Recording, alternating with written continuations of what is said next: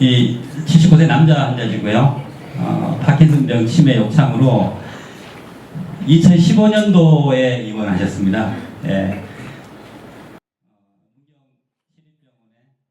그 치매로 입원하셨는데 치매 증상 악화로 입원하시고 입원할 때 다수의 중증까지 약물을 투여 중이셨습니다. 입원 후에 이게 보시면은 이게 2015년도 이야기입니다. 예. 2015년도에서 2016년 초반까지 이야기인데 관절이 강직돼 있었고 서동증도 있고 그래서 파킨슨병이 의심됐습니다. 그 전에는 파킨슨병에 대해서 전혀 뭐 진단을 받거나 치료를 받은 히스토리가 없는 환자였고요. 그래서 제가 신경과 의뢰를 해서 신경과에서 마도파 투여하고 약물 조절을 하고 그 다음에 전문재활 치료를 시작하게 됐습니다. 파킨슨 약 쓰고 재활 치료하면서 좋아지고 뭐 환자가 이제 혼자 산책이 가능할 만큼 호전이 됐습니다. 이러니까 이제 문제가 발생하기 시작했는데요. 환자가 이제 혼자 다니는 겁니다. 그래서 혼자서 그 병원 밖에 뭐 멀리까지 다니게 되는 사태가 벌어졌고요. 그 다음에 이제 2017년도 그러니까 올해 초죠. 올해 초에 지금 이제 뭐 환자가 만약에 밖에 나서 길을 잃어버렸는지 하면은 동사 위험까지 있었습니다. 그래서 보호자하고 이야기를 해서 아무래도 폐쇄병동이 있는 쪽으로 가시는 게 좋겠다. 그래서 2017년 1월 31일 이제 인근에 있는 모 요양병원으로 전화를 했습니다. 그런데 올해 3월 13일 보호자한테서 연락이 다시 왔습니다. 경독으로 다시 오면 안 되겠느냐. 그래서 본인 상태가 어떠냐 하니까 전혀 환자가 못 움직이고 뭐 갈 때 하고 상황이 너무 다르다. 그래서 그럼 뭐 탈출 위험성이 없느냐 하니까 전혀 못 움직인대요. 그래서 그러면 다시 와보시라. 그래서 했는데 와서 보니까 환자는 뭐 침대에서 스스로 나올 수 없는 상황이었고요. 관절 간격도 심해졌고 인지 기능도 많이 떨어졌고 말을 못하는 겁니다. 어눌하게 어버버버 그런 상태였고 발에는 욕창이 있었는데 그래도 지금도 치료가 안 되고 있는 상태입니다. 근데 문제는 뭐 그쪽 병원에 있는 관계자도 모르고 보호자도 몰라요. 욕창이 있었는지를. 발에 굉장히 크게 있는데 그러니까 와서 알게 된 겁니다. 그래서 우리는 이제 욕창이 상태가 안 좋아서 환자분하고 이야기를 해서 일산에 있는 까지 보냈는데 입원을 안 시켜줬어요. 환자 상태를 보니까 뭐 그 정신과하고 연계를 해서 치료를 해야 되는 상황이라 입원도 못하고 같이 오셨습니다. 그래서 일단 그러면 우리가 하는 데가 해보겠다. 그리고 이게 이제 입원했을 때 상황입니다. 목소리 들리시죠? 제 목소리 아닙니다. 김영호 과장님 목소리입니다. 이런 상태로 오셨어요. 그 전에 가실 때는 뭐 혼자서 외출을 하셨던 분이신데 지금 뭐 꼼짝도 못하죠. 이게 발의 욕창 상태입니다. 이쪽도 그레이드 3 정도는 되죠. 그러니까 이쪽은 지금 이게 농이 보이는 상태입니다. 예. 근데 이런 상태인데도 환자나 보호자, 그러니까 그쪽 병원 관계자들도 전혀 이런 상태인지를 몰랐던 거죠.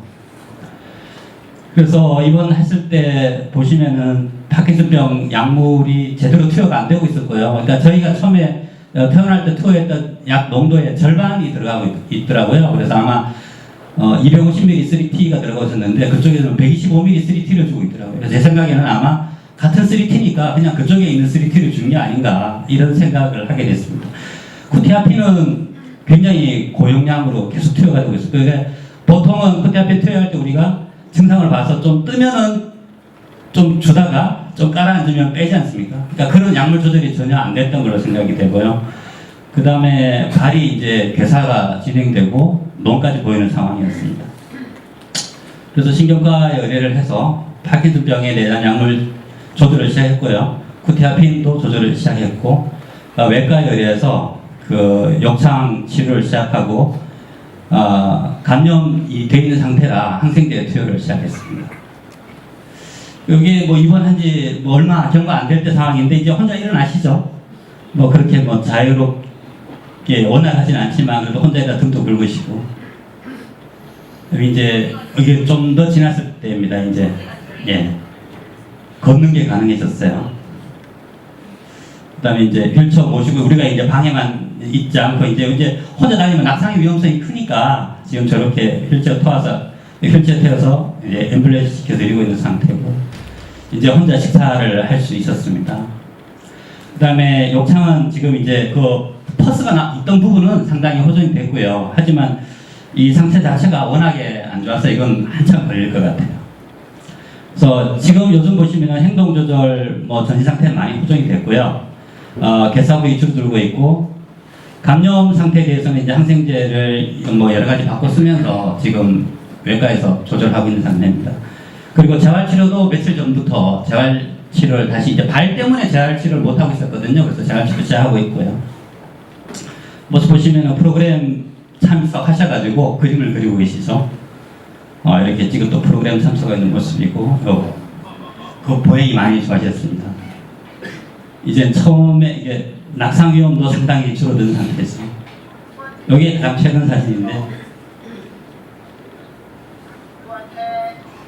이게 이제 김 회장님이 환자분한테 뭐 혼자 어떻게 다닐 때 주의사항, 인지 기능이 많이 이제 좋아져서 나가고 싶을 때 뭐 누구한테 말해야 되느냐 이제 가르치고 있는 상황이죠. 그 정도까지 이제 커뮤니케이션이 되고 있는 상황입니다.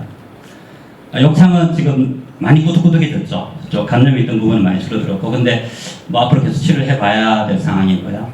그래서 발표를 우리가 왜 전업회를 해야 되느냐, 힘든 환자들이고 돌봐드릴 것이 없어요.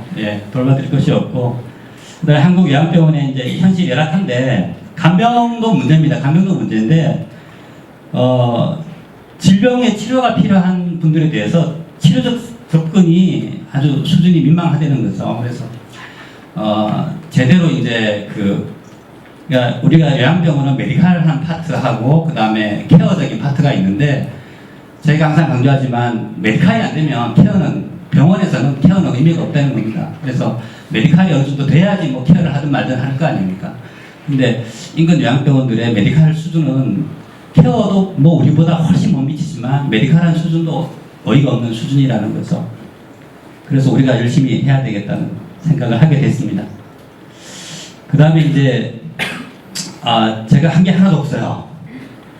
보시면 그 환자 행동 조절하고 뭐 신경과에서 다 했고, 욕창은 뭐 외과에서 다 했고, 사진도 뭐 다 찍어주셨고 드레싱 열심히 해주셨고, 이제 재활치료 뭐 재활학과 의뢰돼서 재활학 과장님하고 재활치료 팀이 또 열심히 재활치료 해줄 거고, 이거 영상 편집은 배 팀장이 해줬고